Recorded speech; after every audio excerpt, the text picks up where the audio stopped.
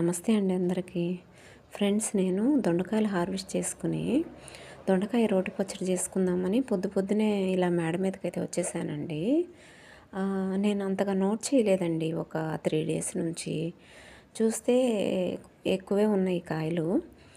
వేపుడికి సరిపడా ఉన్నాయి. Friends, creeper నట్కి అటువైపు వెళ్ళిపోయిందండి పాదు. అందువల్ల కొంచెం హార్వెస్ట్ చేసేదానికి కొంచెం ఇబ్బందిగానే ఉంది. చూసారా ఎలా గుత్తులు గుత్తులుగా కాసున్నాయో.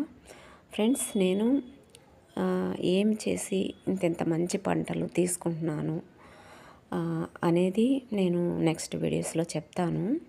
అయితే నా ఫ్రెండ్స్ అందరూ నాకు పర్సనల్గా మెసేజెస్ చేసి, సంగీత గారు మీ వంటలు కూడా షూట్ చేయండి అని చెప్పి మెసేజెస్ చేస్తున్నారు. ఖచ్చితంగా ఫ్రెండ్స్, నేను ట్రై చేస్తానండి. ఇవాళైతే కొంచెం టమోటాలు, కొంచెం పాలకూర, కరివేపాకు, దొండకాయలు ఇలా హార్వెస్ట్ చేసుకున్నాను.